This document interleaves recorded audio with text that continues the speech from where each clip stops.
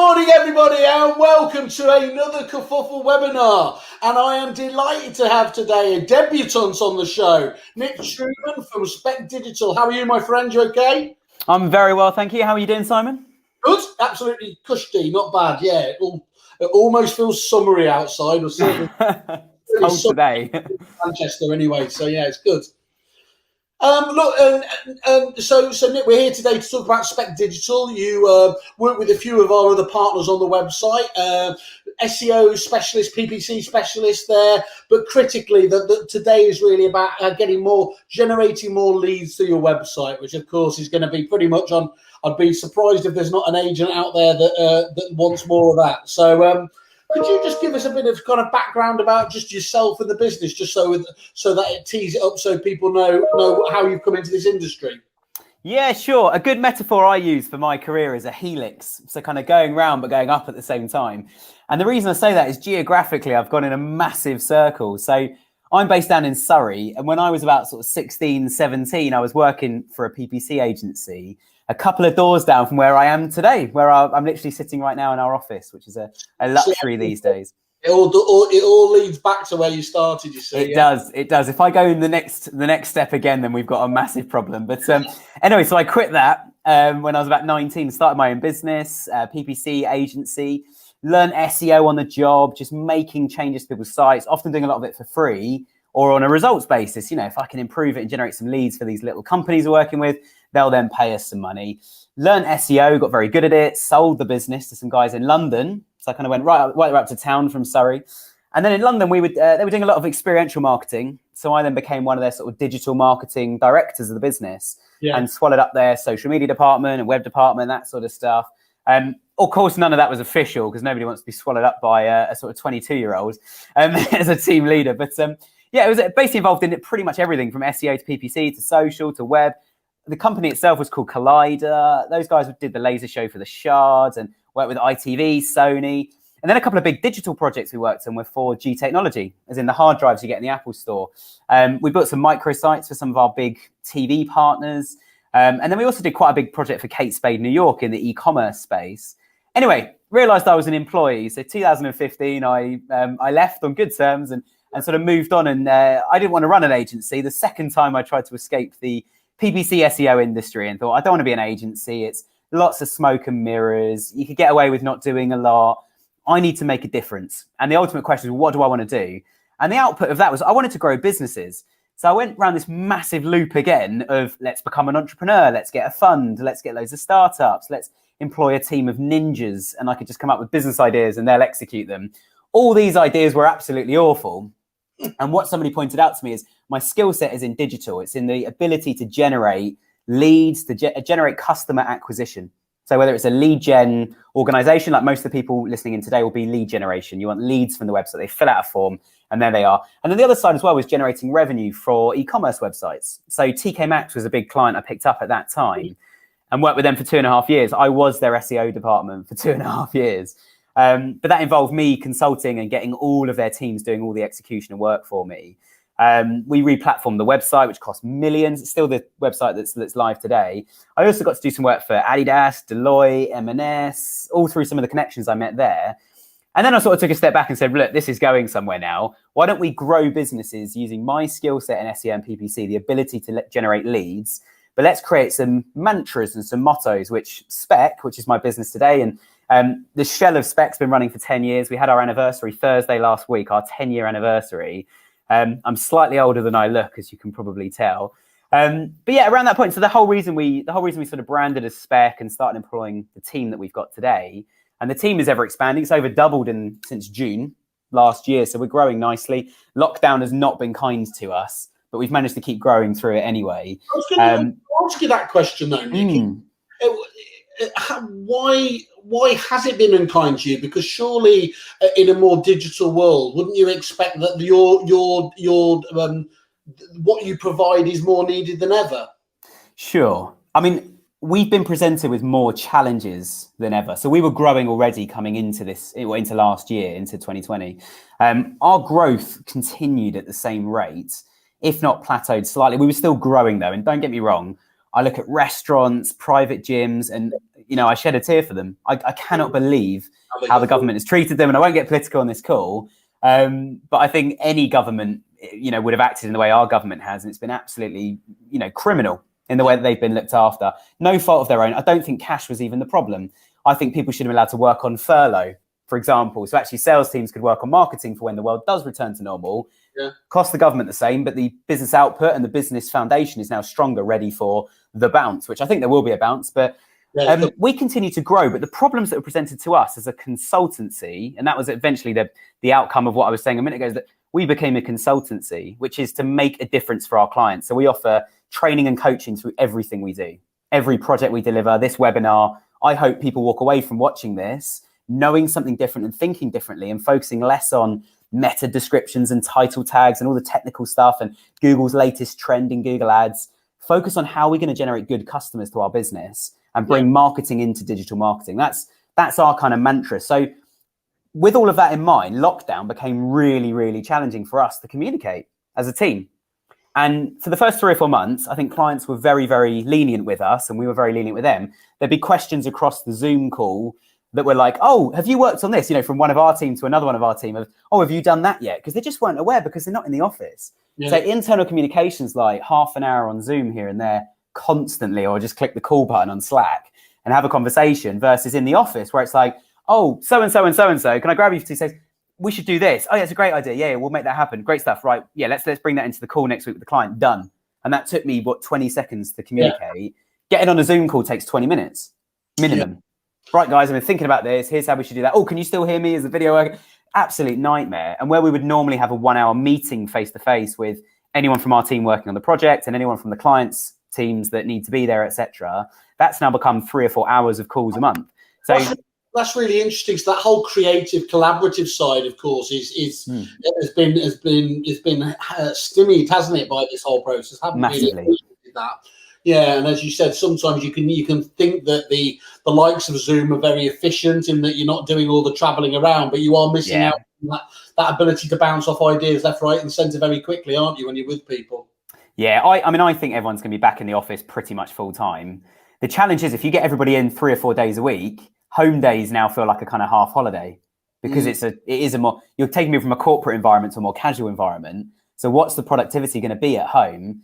And a lot of businesses now, which staff are not happy about, we've not done this, we're too small to need this, but they're literally setting up tools to see how productive people are. Yeah. So it'll monitor, cursor clicks on the mouse and, like, oh, hang on a minute, they seem to be having, 8-10 minute breaks a day now. And it's like, no, I was just on a call. And those conversations, you never want to have those with your staff. You want to trust people. It's very big brother, that, doesn't it? Ultimately, you should be judged on the actual productivity of what you're, whether somebody is watching an episode of Loose Women. Yeah.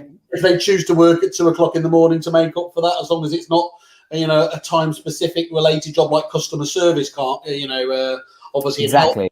Can't be, then who cares, really? But anyway. So that's been a challenge for us, is just working out, how do we communicate? And for most of the business, it's resulted pretty well. And what's been interesting is when I've sort of said, look, lockdown's, sort of finished, or lockdown hasn't really affected whether you can go into the office or not. The advice has changed, work at home if you can. So we've been then, if cases are high, etc., we're completely, no one's allowed in the office at all. Unless your internet's broken and now you cannot work from home, that's the rule. But this week, for example, people are coming in a bit more and we've got social distancing up in the office.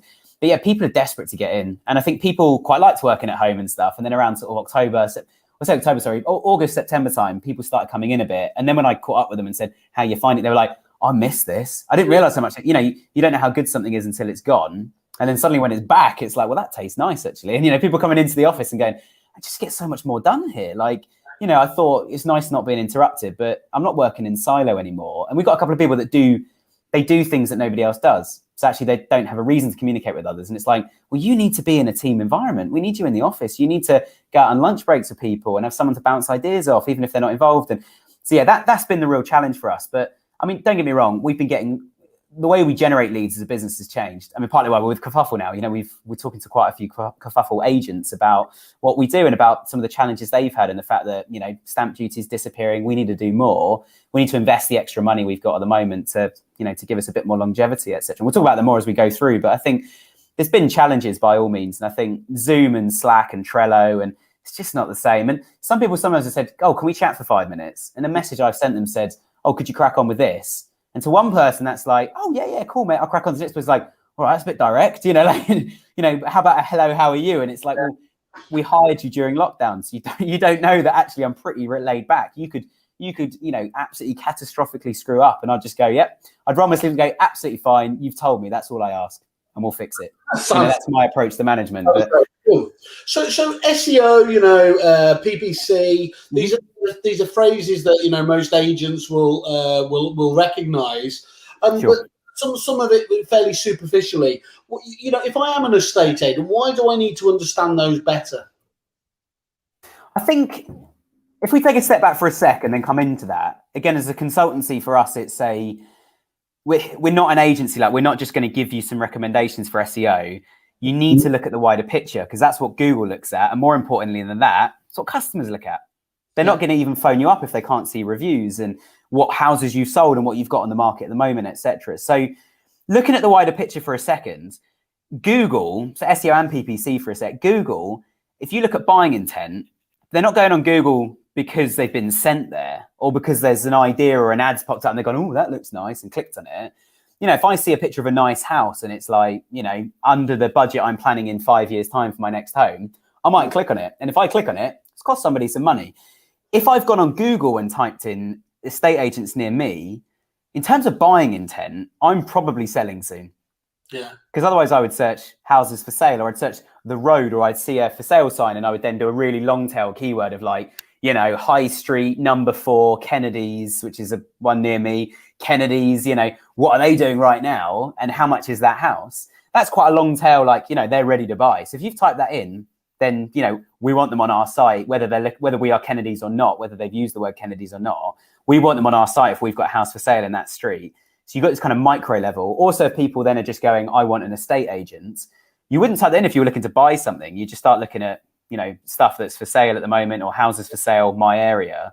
And we do optimize all of that as well. But the sellers are the ones you really want to capture. So if they type in estate agents, Crawley, which is down near me, near Gatwick, estate agent in Crawley, you're looking for an estate agent. You've clearly got a need for a service. You're not looking to buy a house right now. You're probably a seller.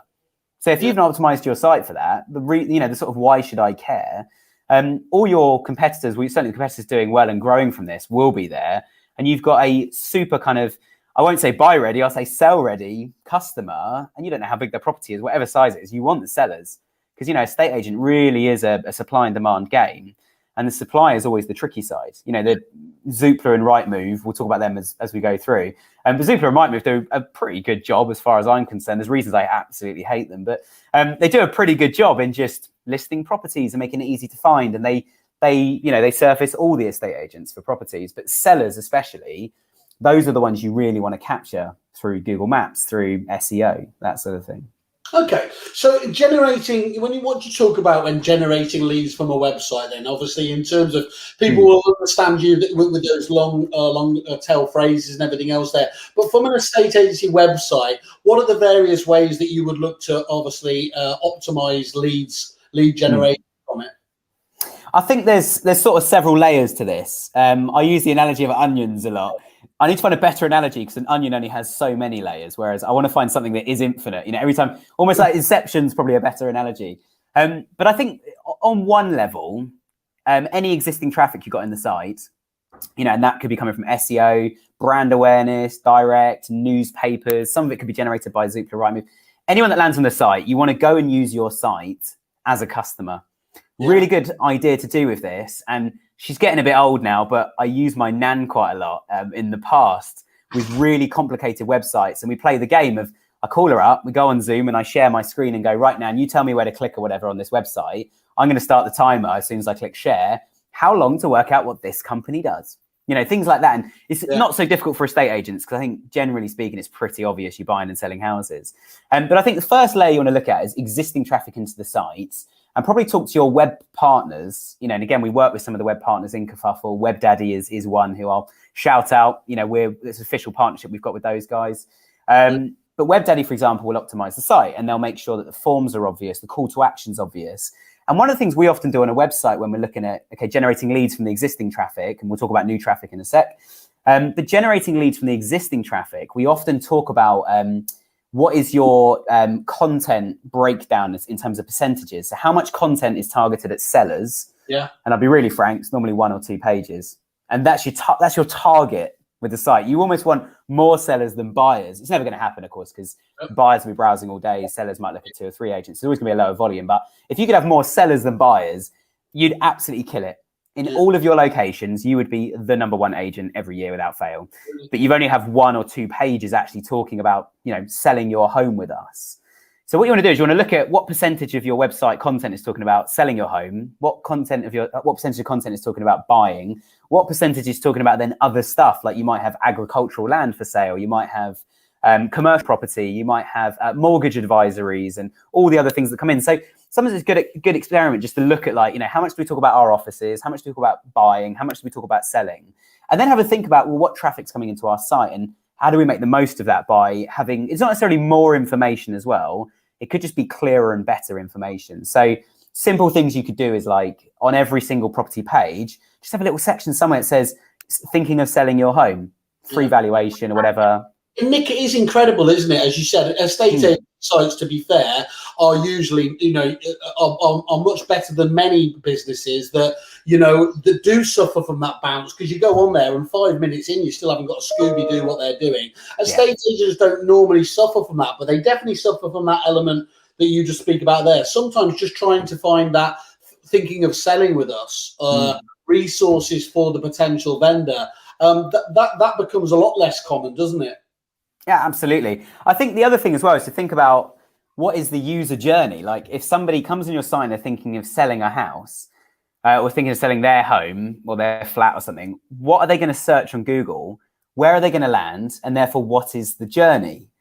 And actually, what always happens, regardless of industry, regardless of what you sell and buy and do and services you offer, everybody gets so pigeonholed into thinking because the site, where to find that content. You've got to think about customers and think, do they know? Is it obvious to them? Can they find it easily? And actually, one of the things we found is a lot of sellers, for example, they type in house prices in whatever road, houses for sale in this road, because what's the first thing they want to know? What's the value of my home? So actually offering a free valuation probably isn't the best call to action in a lot of scenarios. It does vary from agent to agent, depending on what sort of stock you generally hold in terms of the properties you list. So actually, if you list a lot of properties that are quite high value, then actually you might want to go down the route of, a bespoke valuation and actually talk about the fact that you have a database of sellers you can reach out to, because it's probably, if it's a £20 million house, it's probably not going to go, or property, you call it a property at that level, it's not going to go out on general sale. It's not going to be on Zoopla necessarily. It's probably going to be we'll give it to the right agent and they'll reach out to the right people, the right property investors, or they know all the local footballers and business people and whatever else. So again, the way you talk about things, that website needs to be completely different to one that's just, central London, hard and fast flat rentals, lets and rentals for flats only. That needs to be about ease, about the fact when, we'll help you move in, about the fact you've got a 24/7 contact if anything goes wrong on the house. USPs are very, very different. And I think that's where we have it in all industries. It's not unique to this. At retail, for example, every e-commerce website where you can buy products looks like Amazon and eBay, and none of them are anything like Amazon and eBay. They are not marketplaces. This is a brand. You must have heard it. Certainly our friends at WebDaddy and indeed any of the web providers, the amount of agents that will get on, I just want, can you give me the Foxtons website? That's kind of, and forgetting everything that flows into that to make that this. Yeah, you're looking at 8 figures for one of them. Sorry, with all the infrastructure that goes behind it, and an annual maintenance that would make you weep, wouldn't it? So yeah, that's okay. Well, that makes perfect sense to me there. So look, the other element is, of course, so you've got that on one element, what the vital part of it, the agent's own website and everything else. But you've got everything that flows to the website. So you are spoiled for choice, aren't you, in terms of the different sources. So you've got Google, you've got Facebook, you've got LinkedIn, the up and coming players, the Instagrams and things like that. Which works best? And is it as simplistic as that, or are there different traffic sources for different disciplines? For example, I've often said that LinkedIn works better for landlords generation, things like that. Just talk us through those different sources and the part they play. Yeah, definitely. Again, I use an analogy. I'm massive on metaphors, certainly in the last year, given that I can't draw stuff on a whiteboard in a meeting room. Imagine it like a target board, okay? And in the middle is the bullseye. That's someone going on Google, and Google is always, which is why we focus on it. We do work on the other channels, but Google is always the focus. The bullseye is somebody going, houses for sale in Luton. And you're an estate agent in Luton. They're looking to buy a house. They might be looking to sell. There'll be some sell traffic in there that are just looking at what is the average house price at the moment? What's a good time to sell? How does my house compare to the other ones on the market? All that sort of, do I need to decorate it first? Are we going to move in 3 months or are we going to move in a year? There's no dark arts there, is there? There's not sort of, they're saying explicitly what they want to do and you're then serving that requirement. Yeah, exactly. And if you do it via SEO, the traffic costs nothing. You just have to pay somebody like us to do the actual consultancy side of like helping you write content and writing the strategy of how to do it all. Then you'll need your web guys to make changes, but you're not paying every time somebody clicks, which you will on the advertising side, which is still part of Google. So Google for me is the center of the target. You write a keyword list, you can work out, and again, something we do as a consultancy is an agency would write a keyword list and go, right, we're going to get to number 1 on SEO. We're going to run some ads to these keywords. If you type that in, we're going to be there. It's a bit simplistic. So the next thing we do is we write a strategy based on those keywords and pull out some learnings and go, actually, people in your area, some of them call them properties and they tend to be bigger properties. So actually, do we want to split the site into 2 and have one for like the general market and one for properties on the senior market, etc.? Google is always the middle of the target. One of the issues we get a lot, and it is an issue, and we're quite good at just kind of gently and politely putting it to death quite quickly, is someone gets back, from the pub one night, drops us an email and goes, my mate said at the pub that Facebook's the next big thing. And we're sort of like, well, it's been around for a while. So if it was going to be the next big thing, it would be there already. Facebook is good for local brand awareness, for getting really detailed with some targeting, but you're going to need to pay for it. You're going to have to advertise on there. Doing things organically on Facebook doesn't really work anymore. I mean, for example, the other day, I went through the list of pages I follow, like that I like just personally on my Facebook, and only about 4 or 5 out of about 400 actually appear on my feed because Facebook prioritize the ones they think are interesting to you today. And you do just get into that, people have asked you to like it, so you get in and like it yourself, don't you? And as you said, how can you possibly realistically be big fans of all of those different brands, really? The classic one, and I hate to say it, is where your mate's wife is painting canvas prints in her spare time, or your mate's just started his own on the side roofing company at weekends, and they ask all their mates to like it. And I sometimes drop them a note going, do you want to buy me a beer and I'll give you a bit of advice about this? Like you're going about this completely the wrong way. You want to get a website, you want a Google Maps pin and you'll be sorted, and you'll get 1 phone call a month and that'll keep you busy, that kind of thing. And that'll make you $2,000 for a roofing job a month or something. But I think, Facebook's a tough one because you do need to advertise to do anything. You can target people that have recently shown an interest. You can retarget. You can also upload your entire database of recent sellers and buyers and then run a lookalike audience to that. You need to be GDPR compliant to do that. And I'm not a lawyer, so I won't comment on it, but just make sure you are.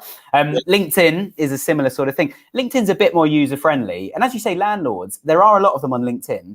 The problem is when we've profiled landlords with our estate agent clients, the ones that, the dream one with 30 properties, 10 are big, like the office I'm in right now is part of a fund and it's owned by a private landlord who lives on the beach in Portugal. I'm trying to buy an office because I dream of being, I dream of joining or replacing him on the beach when he passes away because he's in his 80s now. And then when I'm in my 80s, I'll take his spot on the beach in Portugal. But the problem is he's not on LinkedIn.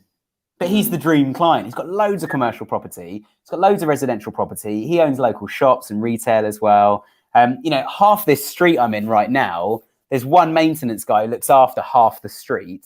He owns almost all the property before the laws changed. He's owned it all for 30 years or something. Apparently that was the better option than getting a pension back in the 80s and 90s, which, I've read the reports and gone, why was I born so late? Why did I not get involved in this sooner?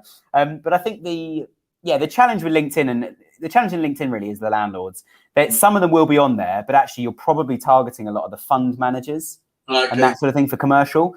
Isn't there also an issue with LinkedIn that just engagement is? I mean, there's a lot of information on there, isn't there? But unlike the way Twitter certainly you're engaging with on a minute by minute basis. Same with Facebook. Facebook. You know, the problem you've got with LinkedIn is it's something people dip in and out of very, very sporadically, don't they? Yeah, exactly. I mean, you're only going to pay for the people that do engage. Yeah. But the way the algorithms work is they're going to try and put you in front of people that do engage because that's when they get paid, rather than the people that are going to buy. So actually, if there are only 10 people that are ready to buy today, your services in your area, etc., or rent out some properties via you guys, or even buy a house, depending on you might be targeting people that have just got a promotion at work. That's not a bad idea. But again, it's when the iron's hot, they're going to go on Google. That really is the problem. I hear people talk as well with LinkedIn that actually you need to be spending some serious cash in terms of advertising to really make it. It's all advertising. Everything I'm talking about right now is advertising on LinkedIn. So the difference with LinkedIn and Google, though, is LinkedIn is more professional. So you can target based on job role. Yeah, so you could target anyone that's moved job in the last 6 months that has the word senior or manager in their job, or better than that, director, CTO, CEO, etc., or anybody that's recently left the role with the word director or CEO, because they might have a wallet full of cash. So Nick, really, the data accuracy, so forgive me, that's my old CRM background, but the data accuracy then is very tight, isn't it? It's really good with LinkedIn, because as long as people are keeping on top of that, you are going to know. As long as they've updated it. As long as they've updated, yeah. That's right. I think I've been on at businesses that I've left a few years before, but anyway, I understand that. Okay, good. So in terms of that, so that I understand that in terms of looking at those the main three there. So what do you recommend? I mean, is there, if you've got a limited budget, do you spread yourself thinly? Do you invest in one and prioritize? What just on that kind of before you've got the ability to spend across the board, what do you do? Our approach is that everybody should have a limited budget when they first talk to somebody like us. And when it works, well, let's scale it, because if it works, it's going to generate you income. You're going to sell more properties. And if we can do anything to push them over the line digitally quicker or get you more inquiries, then that is exactly what we should do. Let's do that. I think if you've got a limited budget, my advice would always be SEO. Yeah. And because SEO is going to generate something more long term. So you're going to have to wait a little bit longer for the result. But when the result comes in, it's pretty bulletproof. You're going to have to do something pretty catastrophic, like launch a new website and not migrate any of your SEO content to lose it. Yeah. And the other thing with SEO is if you do it properly, your priority list should look something like this. And this is all off the top of my head. So if I miss anything, apologies. The first thing you should probably look at is get a keyword list and just look at quick wins. Are we mentioning these keywords on the website? And some of the answers to those might be no, and it's going to be quite a big, complicated fix. So WebDaddy and us, for example, have been rolling out a whole new area of WebDaddy's platform that's exclusive to Spec clients, because it's something we've built with them and invested our time and their time to build for free, basically. A client hasn't been paying the bills, sort of thing. Yeah. But we're building something at the moment where we'll be able to populate for any number of agents a houses for sale something. So houses for sale Luton, flats for sale Luton, houses to let in Luton, houses for rent in Luton, etc., with sort of search results pages, but there'll be static pages. So Google's got exactly what it needs to index. So based on the fact that those are the biggest keywords. So I think if you're going to do any SEO, the first thing is get a keyword list. Are we talking about these keywords on the site? Do we have pages for most of these terms? We might clump 2 or 3 keywords because they're really, really similar. We might clump houses, homes together on the same page. We might call it houses, but mention the word homes down the page. That's the quick win. And then the next quick win you really want to look at is Google Maps. We optimize Google Maps pins. We've got a couple of franchise clients who have hundreds of locations across the UK. We've done it for TK Maxx. We launched Mamas and Papa's new website a few weeks ago. We're optimizing all of their Google pins and Yale pins and Mumsnet and anywhere else where it's good to be mentioned. It's one thing putting it on there, and that's a good start. The next thing is then knowing what to write in the description box, what to put in the title, how to make the location, what kind of photography to put up. Are we missing any contact details? Some of the franchise ones, for example, they are only open 2 hours a week. So it's like a drop in that you bring your child along and they get some extra support at school. It's a sort of tuition franchise. And the problem is all the franchisees were putting, on their Google Maps pin, Wednesday, 3 p.m. till 4 p.m. We were like, that's not when you're free to take a call. And outside of that hour every week, it's going to stay closed. So no one's going to ring you. Actually, you want to make that 24/7 pretty much. So, or at least up until 8 p.m. at night, because that's when you do want to take calls. And no one's going to turn up unless they talk to you first and you've sent them a welcome pack and they know when it's open. So I think taking that same approach to estate agents and going, actually, why don't we extend our opening hours? Because if somebody looks at 10 p.m. at night, if we're the only estate agent on Google Maps that's currently open, you're going to get a dividend, aren't you? Exactly. As soon as you said dividend, I just had flashbacks to my self-assessment just over a month ago, but we'll skip over that. But I think that is exactly right. And I think that's just one of sort of 40, 50 things that we'll be checking and doing for estate agents. The more branches you've got, the more pins you want to have, because you want to have one for each branch. And then we get the questions of like, should we have multiple pins at a single branch, one for the commercial website, one for mortgages, one for estate agent? And there is no clear-cut answer. But in terms of SEO, mention the keywords on the site, get your Google Maps pin sorted, and work out where to send that. Because actually, if you've got 40 branches, we've got a couple of sort of 30 plus branch estate agent clients. We don't want to send those to the homepage. We're going to create better pages on the site where it talks about that branch. Because if you're looking for Luton and you land on the site, and actually there's 50 different branches here, and there's 3 called Luton North, Luton South, and Luton Central, bloody nightmare. So what you want to do is, excuse my French, but what you want to do is you want to make sure you work out what that user journey looks like right the way through. Then the next thing you want to start doing then is the more kind of medium term SEO. So you'll get some quick wins from that. Traffic should increase from doing those things. You can also monitor within Google Maps how many people are now seeing your maps and just clicking on the phone number button. So that's not web traffic. You just bypass that now. They're on the phone. You got the lead. So you want to check, and there's also an email address. You want to check you've got all of that sort of stuff working. Then you want to start accumulating reviews on Google Maps. You want to look at actually how do your pages function, and based on what website you're on, and FYI, WebDaddy, WordPress, they're all really easy to update. Now we can start building a user journey around those keywords. So somebody's typed in houses for sale in whatever location, Birmingham, given that, you mentioned you've got Birmingham accent, let's go with Brummy. So they've typed in houses for sale in Birmingham. They land on a page, says, and if it just says houses for sale, 200 results, and there's the houses, you've got to think that's the first interaction they've had with your business. They know nothing about you. So if your design's not up to scratch, that's going to turn them off. If you're just diving them straight in and sort of, in retail, we call it lift and shift, straight into the detail, that's not useful. If the properties themselves don't say how many beds they are, what road they're in, what the price is, how long they've been on the market for, if all of them as well are like sold subject to contract, that drove me mad when I was looking to buy my latest property, recently. Drove me mad. I'm like, every time I find a dream property, I'm like, bloody, why are you showing me these? I don't want to see those. You want to highlight their successes, but it has a debilitating effect, doesn't it? When it, as you said, it's not in any stock. Let's talk about highlighting successes for a sec. Okay. Because we've covered this a lot in the past, and this has happened for every single client. And I'll be really, really blunt. What are you trying to do with your website? You're trying to generate leads. You want people to pick up the phone. Once they picked up the phone, you can email them about properties. You can have a conversation. And when we land on clients' websites, we've got a big insurance broker on our books. And the first thing we saw on their website was like, welcome to whatever. We won an award recently. And in our pitch, I walked in and said, before we dive in, your award thing up there. And they all went, oh, yeah, we're very proud of that. We're like, do you reckon customers care? And the marketing director went, I like these guys. Because she was sitting there going, I couldn't care less. And I don't think customers care. And that's our big message. And then I said, well, look, I looked in Google Analytics and your landing pages are not your homepage anyway. So it's less of an issue.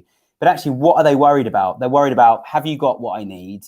What are your reviews? So blowing your own trumpet is important, but it needs to come at the right point of the journey. And the right point of the journey is not straight away. The first thing that the customer really wants is, I want to see a load of properties. I want to understand who you are. And if I've searched the estate agent, I want to land somewhere. It's like, these guys look really professional, actually. They don't look too smart, but they're not casual. They're bang on budget. They look bang on budget for what I'm trying to buy or sell at the moment. It's the Goldilocks zone, isn't it? Hitting them in terms of what we use the Goldilocks scenario a lot here. So I think that's an important point, and SEO plays a big part in that, because the way Google monitors that from SEO is it monitors things like, what's your bounce rate? So people that have landed on the website and then bounced off, they've only viewed one page and like a bouncy ball, they bounce back off. What's your average time on site? And all of that sort of stuff, that's going to be really, really low. So they're not going to want to send traffic there, especially if the other 9 websites on the first page of Google, when traffic lands there, they have a great experience. They don't come back for 10 minutes. And some of them come back and they only look at one more, or they come back and completely change of journey now, or they don't come back. They go on that site, journey's finished. They found what they're looking for. So and you work in a variety of different industries. How does how does real estate agency compare to other maybe more retail based industries in terms of things like those bounce rates? And is there any point comparing between industries? Oh, massively so. Because I think you think about the customers, it's like if they went to 10 different drive-throughs for 10 different things. Yeah. One's a local brewery that put beer in the back of your car. The next one's B&Q's click and collect drive-through. The next one's McDonald's. Because they've just been at McDonald's and they've like ordered at one screen, tapped their card at the next and picked it up at the next, it was all under 2 minutes. If they have to wait 20 minutes at the brewery and they're just sitting there in a traffic jam in the rain in a very, narrow little road where they can't see out this is not a great experience, is it? It's not. You got to think, but what their expectation is other websites. People are buying on John Lewis and Amazon and the biggest websites in the UK sort of thing. It's compared a lot of the time, isn't it? It can be, and there's lots of good cross learnings. But equally, I will say, from working on the inside across lots of industries, some industries are absolutely dinosaur age, and we pick up clients in those pretty quick because we're going to help you be the first one to digitalize. And the MD goes, oh, I like that. As long as the commercials add up. And I think the commercials, you need to be linking commercial data from what do people type in? Where do they land on the site? That data needs to be in your CRM. You need to know every inquiry you've got. You need to trace it back to the investment that created that inquiry. And we've not mentioned Google Ads yet. And I think we won't talk about too much today because it's always a kind of, year two type thing. And it's often we're going to get rid of Rightmove and put the money into PPC now. So it's often not the first conversation. But yeah, just to say it's never been more true to track your data and go, how many houses have we sold and how much of that was investment on Google Ads where we were paying 5-10 grand a month in some scenarios. It's that essential ROI statement, isn't it? Just very simple. How do we actually measure? Exactly. What we spoke about before is, of course, the whole concept of marketing is find what's working for you and double down on that until you get diminishing returns. Yeah, exactly. And I think as I say, like some industries are absolute dinosaur industries. They're prehistoric in terms of their digital footprint, and then the rest of them are all doing what they can at the moment. And I would actually say estate agents aren't a million miles from the retailers. The retailers have much more complicated technological challenges. Let's talk about a spectrum based on your experiences. 0 being completely Luddite and put out to pasture, using Ask Jeeves. At the other end, 10 is technical excellence and using digital there. Where do you put a state agency at the moment on that kind of spectrum? I reckon most of them are between a sort of 4 and 7. Okay. That would be my gut feel. And then there's some of the bigger ones, they've done well and they look like a 10 on the surface. But I would say to a lot of your listeners today and people tuning into this, or anyone watching this back, they're not. They look like a 10. So and our name and shame, not necessarily shame, but Knight Frank, Savills, their websites look smart. They invest a lot in their branding and they do a really good job of it. But actually, the user friendliness of their websites is not where it needs to be. That's fascinating. But what I take from that, and I'm always looking for the glass half full approach here, is opportunity. Well, it is, isn't it? There's no glass ceiling in terms of actually. You mentioned yes. If they're one of those industries where they're complete Luddites, and they can get a really an even bigger bang for their buck, fantastic. But actually, if you're in that right in the middle of average, if you like. The good news is you can get some real ROI from a little bit of investment, can't you? Yeah, exactly. And I think the other thing as well is, remember, Savills are they're nationwide, and if you look deeper, they're global. Yeah, Knight Frank are doing loads of stuff abroad as well. If you've got Savills with this massive widespread, spread very, very thin, it's still one website, but spread very. Well, I mean, there are technically multiple. It's one site across lots of domains, and it's spread quite thin. So if you've got 5 or 10 or even 2 or 3 branches and you're absolutely specialist and your homepage website title that appears on Google actually just says, estate agents hyphen, and then 2 locations, St. Albans and Luton, your whole website is geared at St. Albans and Luton. Yeah. So Google is probably going to still show, Foxes, Knight Frank, Savills, etc., if relevant. But you're going to be able to compete against those guys in your local area pretty well because you can put an attention to detail on that and talk about the local area. They'll never be able to include, a decent sort of schools checker, recent developments, what's going on. They don't have that local knowledge because they're not local people in the same way. They try to, when we're not working with any of the big ones at the moment. We have worked with some of the names some of the larger names in the industry, and they're trying to have a bit like the kind of HSBC, your local bank sort of thing. They're trying to have that local focus. The actual people themselves are local, but their hands are, the bigger the organization, their hands, and I won't name who, but one of the really big estate agents, all the website stuff is done in Switzerland. And it's oil tanker stuff, though, isn't it? It's really difficult to change direction, to be nimble when you're managing all those different departments. All those. The local agent can't even write content on their own site. It's all managed externally. So they submit literally a Word doc saying, we want this changed to this. Wow. 6 months later of chasing, it's like, oh no, sorry, it got disapproved and no one told you. And it's like, that's what they're dealing with internally. Your website, we've got, even with a sort of 30 branch client, every 3 months, one of the partners is on our catch-up calls, and we say, because you're here today, there's some bigger stuff that we're going to need you to sign off, and here's why we want to do it. And they're like, what? We could really get an extra 100,000 visitors a month to our site by doing that sort of thing to it. I'm like, yeah, it's going to cost 15 grand for the web guys. We've already done all of the work at our end though, but 15 grand, that's what, 3-4 properties sold. And if this works, you get 100,000 more local searches. How much quicker are you going to sell properties, and how much quicker are you going to get more buyers? By being more nimble, by being more hyper local, as the phrase is, isn't it? That's what you can get back. Cool. So Nick, talk to us about, obviously you've talked. We'll come back to consultancy there, but with most of what we're talking about here, is it imperative to have a new website, or is there, or what would you advise? That's always the big question. I think if it's not working, but we're quite good at weighing up what the internal political appetite is to do stuff. And I think that's really, really key. Yeah. If the senior partners are saying to us, yeah, do you know what? We need to get a new site. It looks rubbish. It doesn't reflect us. What are the options? We'll then help them. We'll note down, what are the frustrations with the design? Why doesn't it work? And then we'll look at that. And then we'll advise from an SEO perspective to say, this is what the migration plan is. Equally, a lot of sites don't need to be revamped. I think most sites these days, you can edit the design. The web guys could even do a design refresh, the same site, same content, design refresh.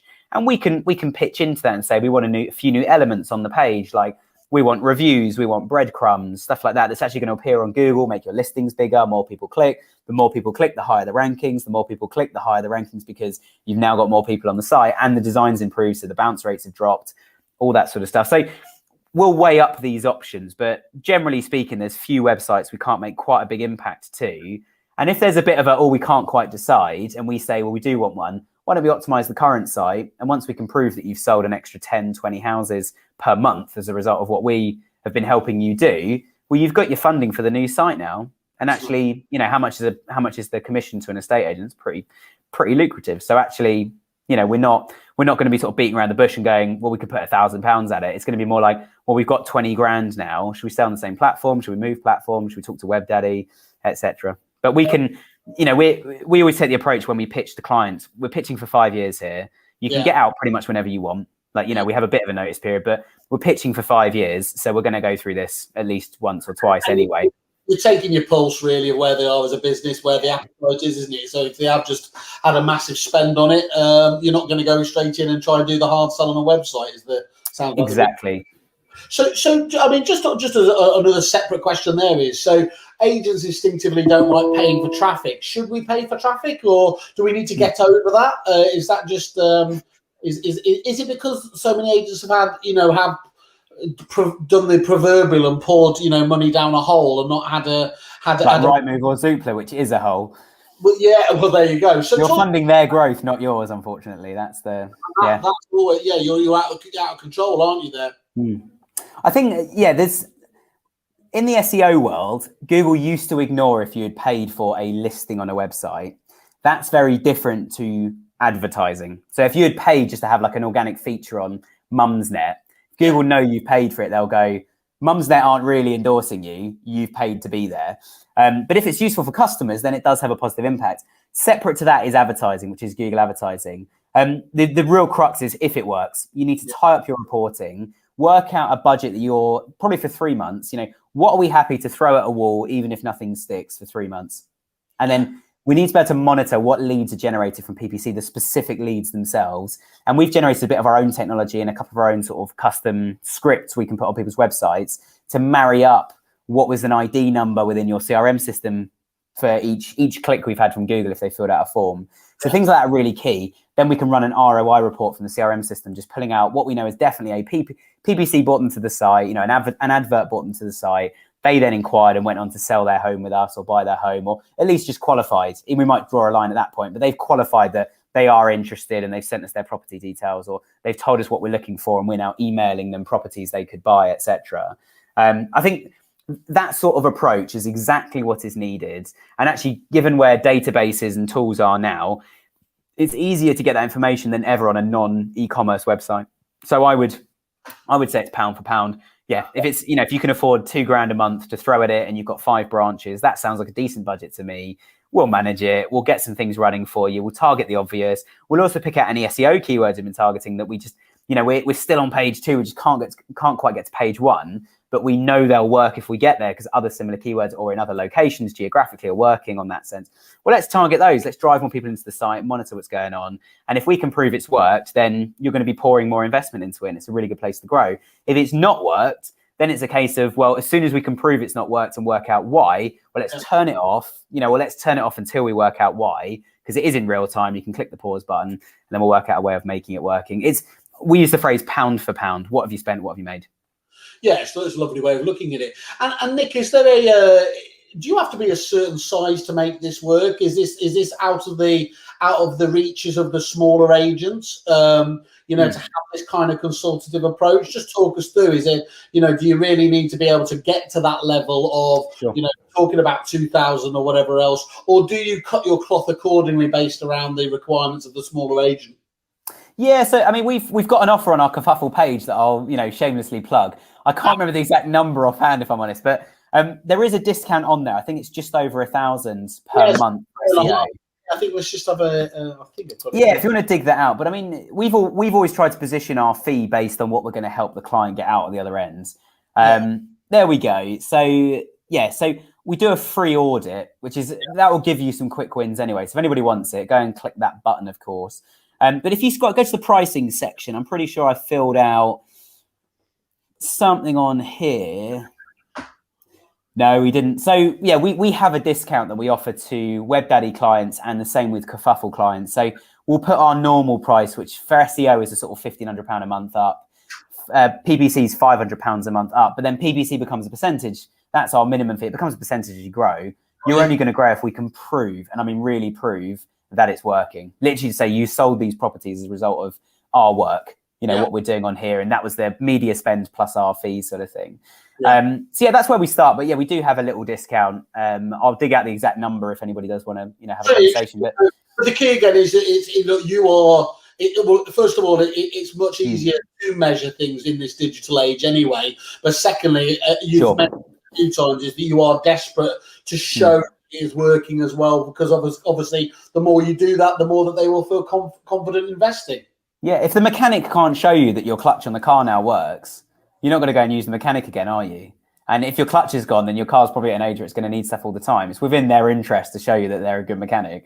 I'm not sure I'd even know one way or the other, but that's Can you change gear? Yes or no? That's the conclusion. But I think for us, we want to scale with our clients. So our fees go up as they grow. For a single branch, I think the thing you really, really need to look at is the obvious. You know, how much is a customer worth to us? If we sell a property, what does that make? And I think whatever agency or supplier you use for anything, if they're generating new business or supporting on marketing or doing your web stuff, you need to be open with them and say, look, our revenue looks like this at the moment.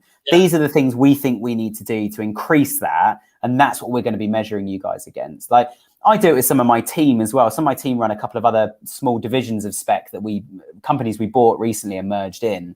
And one of them, you know, we just look at it on a quarterly basis and say, you know, half your role is sales and half of your role is keeping our clients happy and moving them forward. So how many clients have we signed and what's the average client duration right now? What's the longest, the shortest? It's the same sort of thing for estate. I think let's look at how much is the average house sale? How many do you have a month? Where do they come from? And if you can't answer that, we might say, well, look, pay us this much for the first 3 months. We're going to do all of this. And part of that will be, we're going to help you install the right tracking, because that's part of this journey that we're now going to go on together. And I think that is absolutely critical. Again, a lot of agencies, and one of the reasons I tried to get out of the industry, and one of the reasons I stayed in, is agencies, they wash their hands as soon as they clicked onto the site. They're like, we're not your web guys, we're not designers, we're not UX. Well, we're not any of that either. But for example, if we need to run a webinar for our franchise client every month to give the franchisees a bit of help with how to manage Google Maps and social and what they can do to boost the overall SEO of the site, that's what we've put in place. Last week we were uploading content to a site. We uploaded about 500 pages of content from 250 different people that were emailed to us, and just said to the client, can you pay us a couple of days and we'll get all this done for you, because that's becoming a roadblock. Other clients have said, our web guys are so slow. And we've said, well, do you want us to have a look? Are they actually slow? Are you not communicating correctly? Do you want us to talk directly to them? Will that speed things up? Or do you need a new agency? We're agency agnostic here and partner agnostic. So I think for us, it really is the kind of, and I need to check this. I quote this sort of 2 or 3 times a day, but I think it was Genghis Khan, the kind of by any means. So we're going to help you grow your business by any means. We know people are searching on Google. We just need to connect that with your business now and turn that into monitored and reported revenue, and that's got to be the focus for anything we do. And with estate agents, again, we work with quite a few. We've got quite a few on our books at the moment, hence why we joined Kerfuffle. We know what we're doing. We know the obvious stuff to look at, and a lot of the problems we get are not unique, which is good. So here's how we need to approach this and how we need to solve it.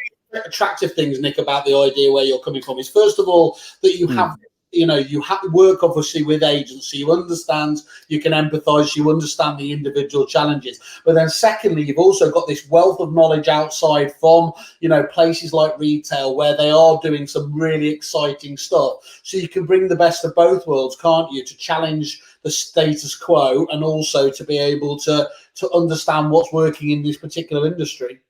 Yeah, sure. I think that's it. I mean, we used to have this thing written up on our wall, which was from the GB Olympic team. Will it make the boat go faster? And we've taken that approach. And actually, to be really frank, we're not the best content writers. We write content when it's a roadblock. It's not part of our proposal. It's not part of our makeup. But we're pretty good at it, and we send it to the client to then approve, and check and that sort of thing. We're not the best developers in the world, so there are better technical SEO agencies out there.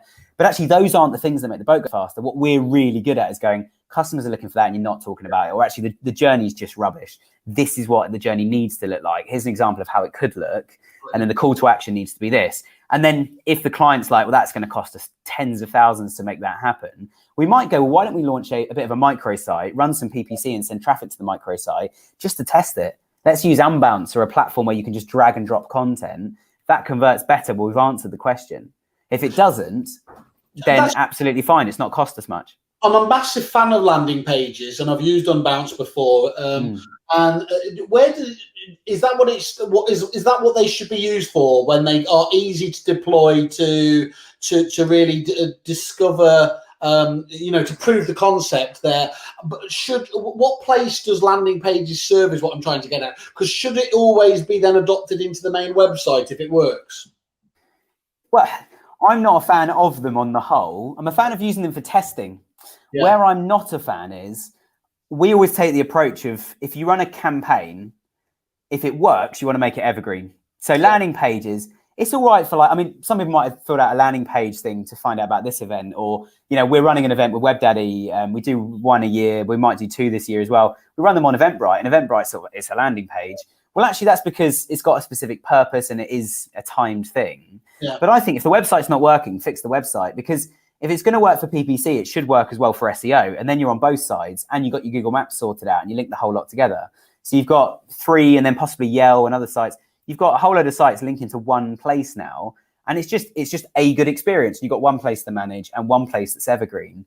And actually, I think one of the issues with landing pages is, because there is no main menu and you can't click around and go off in other places, customer trust is at its absolute low.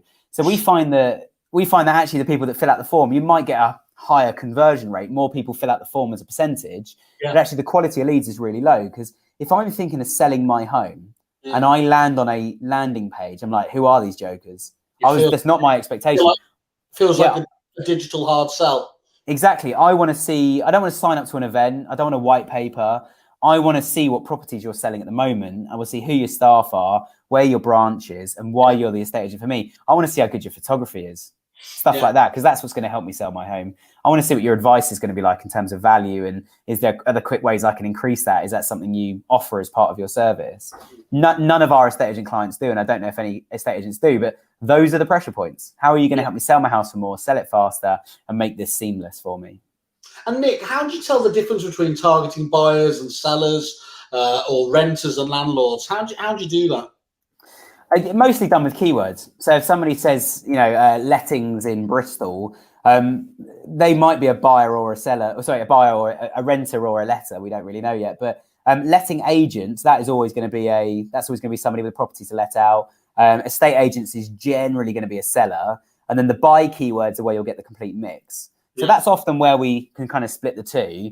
The proof's in the pudding. If they inquire about a property, obviously a buyer, and if they inquire about estate agency services or get in touch with the selling team or the sales team, probably a seller. So I think there's ways to do that, and Google Analytics really is your friend on this. They're going to give you all the information that you need to manage that and work out what that looks like. And then just a quick question here. Somebody's just jumped in with actually just any tips on SEO backlinks? Backlinks, right? So I'll give you a tiny history lesson. Google, once upon a time, Google was good but not great yet, and it hadn't matured, and its systems weren't very advanced. Yeah. So what Google did is it said, look, we'll count any links to your website, and each one's worth 1 point, or a vote, as it was often spoken about. And they would total those up, and then that would go into your SEO. So most votes wins, right? Simple. And then every time you mention the keyword on one of those pages, you get a second vote. I'm really simplifying it. It wasn't quite as simple as this, but complete simplification. And then every time you mention the keyword on your website, another vote. So every link coming in could be 1, possibly 2 votes. Every mention of the keyword on your website was another vote. So that's why people used to put white text at font size 0.1 on a white background. And just spam the words like, IT services London, and all our competitors added 10 more pages. Well, let's add 20, stupid. So Google updated one day, and all of those guys got what's called sandboxed.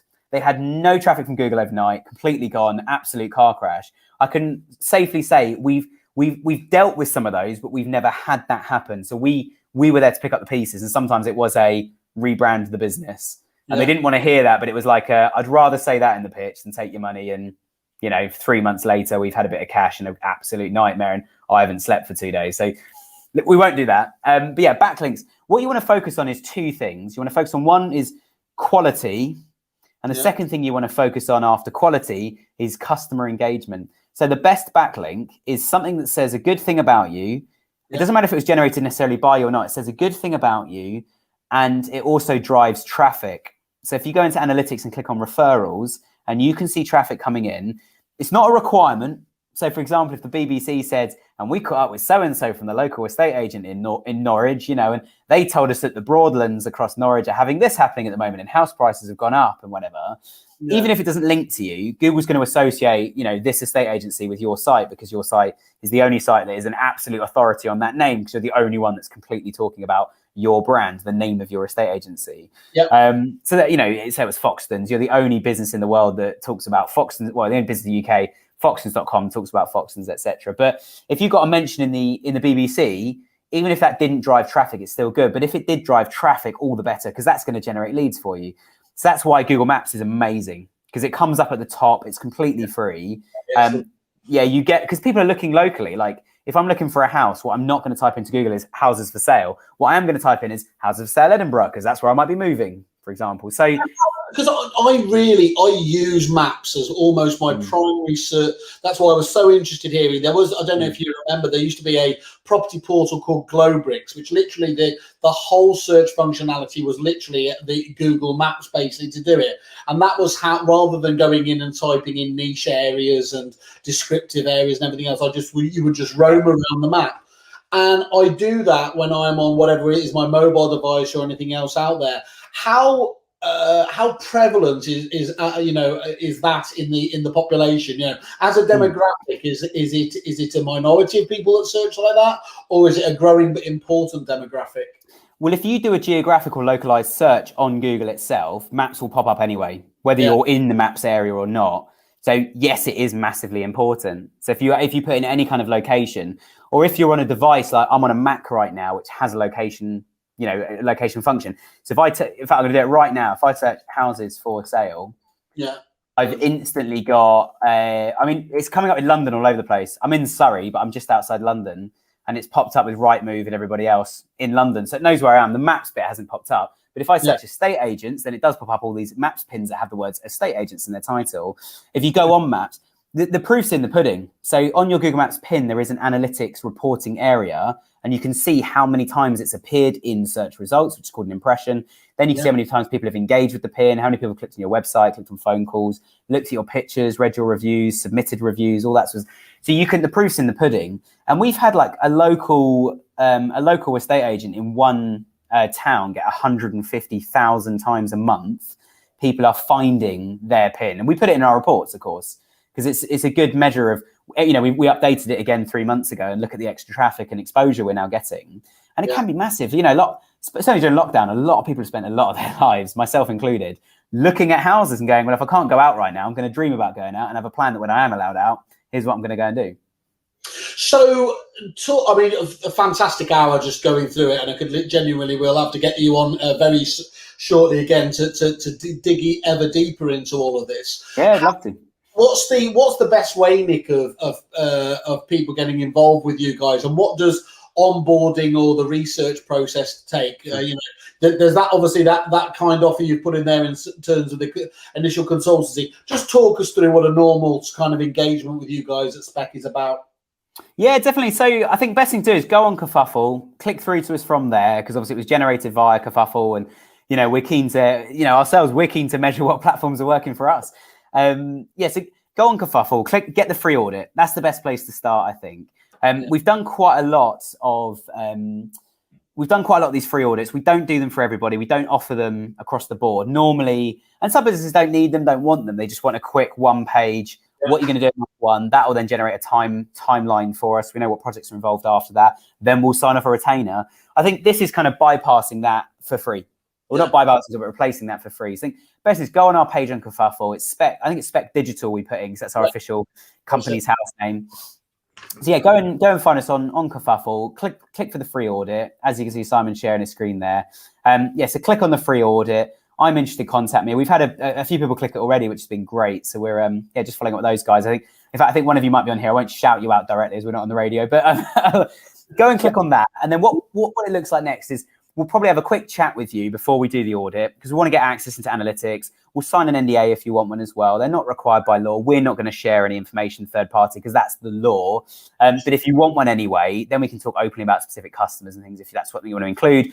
We'll then come back and go, look, we've had a look at everything. This is what your traffic profile looks like at the moment. This is where SEO is at. This is what it looks like people have tried to do from PPC, if there is any. This is where some other sites are sending traffic here. You may or may not know that. And therefore, if you want to come on board with us, here's going to be the price. The first 3 months are a bit of a trial. You can leave whenever you want. There's no notice period. We're going to make sure this works. So we're going to overinvest in you up front. We're not going to underinvest in you later. But what we are going to do is set you up on the right footing, where it becomes super productive for us and you as well. So we don't have to have kind of constant catch-ups. You know exactly what we're working on. And what we're not going to do, and what we hear a lot from certainly estate agents, and I'll be really, really honest, a lot of estate agents try and sort of skim through on cheap budgets. Yeah. SEO is one of those things that if you just pay someone to write some blog posts and stuff, use your brain. Customers couldn't care less about a few blog posts. They're not going to read them. And if someone's looking to sell their home, as if their search term on Google is going to be top school results this year, it might be part of their journey, but what they're looking for really is just an estate agent. They've done all that research. That's where you really want to catch them. So I think we've had people where someone's been paying $1,000 a month, which is not too dissimilar to our fees, for someone to be doing SEO and just sort of leave them to it, and the reports come in and they look great. And then we're like, the site hasn't changed. The code's been the same for the last year. The content's been exactly the same. I can't tell you what they have done. Right. They've not made any recommendations. And certainly as well, we're a consultancy. We work in partnership with our clients. We'll be on the phone. You guys will be doing stuff. We'll be doing stuff. You bring questions to us. We've got a new homes development. Should we create a new page? Should we just put the homes themselves into the listings? And we'll go, well, that's a really interesting concept, actually. We'll look at some of the data and we'll come back to you in the next couple of days with an answer on that. That's a consultancy. And we'll come back going, there's an SEO opportunity. Let's do it like this. Let's build these pages. Here's some content examples for it. And, in 2 to 3 weeks' time, we'll see if we're ranking for those keywords. And we'll add them into our tracker. You've got real-time access to reports. We'll train you on what to look at. So I think that's one of the big sticking points I find, is that a lot of people have been burnt, and I'm sorry for you guys. It wasn't by me, and we'll make sure that doesn't happen. And you've certainly got, you've got the first 3 months to run away. If you can't prove what we're doing, we're not worth the money. So just fire us and we'll just bill you up to that day, and that's the end of it. If we stop working with you in the first 3 months, absolute waste of my time. I'll be very angry with my staff, and we'll be having conversations internally of like, where has this gone wrong? I think to date, unless it's been an agreed, it was a. You're looking at this for a 5-year. That's where you know it works, isn't it? Lifetime value of a client. Exactly. We've got a couple of our agents recently asked us, where should we open our next branch? And we said, that's a great question. If you've got a list of options, we'll look at the SEO data, what's the competitiveness in those areas. And then we'll also advise you on your existing site, at what point do we need to then change the way the site works to incorporate more branches. So we might be able to add, if you're currently at 3, we might suggest, well, actually at 10, let's have a rethink. Because then when we've got 10, we can't list all of them on the homepage. You know, we might change the way it looks to incorporate the 10. So again, like looking 5 years ahead. That's perfect. So there's the title of our next one. I love that idea of almost a digital due diligence check, isn't it, to see how you should be expanding before you take the big jump and investing in a new office and expanding into an area. That's fantastic. Okay, so Nick, thank you very much. That's been such a fascinating hour. So we run over a bit. We said 30 minutes earlier, but no, thoroughly love the conversation. This has been great. It's absolutely fantastic, and I can understand why you are so popular with your clients. So I'm encouraging anyone to drop you a line and take advantage of that, because as you said yourself, look, you are putting, it takes a lot of time to do those audits. I know that they aren't just rinse and repeat. They're looking individually at your businesses. So, please only take advantage of that if you're really serious and want to tap into their learnings and everything else. But for me, the key takeaways in terms of clarity on how to generate leads to your website, thinking that through to make sure you get the most out of it, quick wins on how to improve things today, and then the right questions to be asking of your existing web or marketing suppliers. All 3 of these are angles that you can help them out with if you undertake that audit. Yeah, sure, exactly. Yeah, the audits, to be really open, the audit is a glorified proposal, but it's not based on, we're going to find this out and then we might do this. It will be a much more bulletproof, the 3 main areas of SEO: content, technical, offsite. This is good, this is bad, this we do need to look at, but let's park that for 6 months because we don't want to send traffic into the site's in the right place. So it'll uncover that. So we don't use the word proposal that often. We do sometimes call the documents that. It's more of a plan. What is the SEO plan? And you're very welcome to take it and try and do it yourself and come back and say, look, we've done as much as we can, but we're in a mess. And some people do that. And so we've been a bit careful to go giving you too much and then you've gone, well, that was bad advice because it's not worked. Or so we'll try and keep it as watered down as possible, but to make a clear plan and say, look, if we can help you do this, this is how much more traffic we can generate to the site. This is what keywords are going to start to look like. And if we build a proper list, it's probably going to be about this size in length and that kind of thing. And we also, at the moment, we do have an exclusivity of all the agents we've taken on recently. We've got no crossover in terms of geographics. Okay. That is going to be a challenge for us because if we've got a big insurance company on our books, we don't take on another one. If we've got 3 small insurers, it's slightly different. But if we've got one major player, estate agents there, if we do have 2 both targeting Dartford, then we've got an issue. So we're not going to have that one day. So we'll have to see what we're going to do at that stage. Well, I can certainly see the value. As you said, it's worth over £1,500. I think you're undervaluing yourself there, to be honest. But look, encourage anyone to get in touch with you and Spec Digital. It's been a fascinating hour and a bit with me, Nick. Thank you once more for getting on the platform, and hope it all works out for you. Great. Well, thanks so much, Simon. If you ever need me back, I'm all ears. I love doing stuff like this. Thanks a lot. Cheers.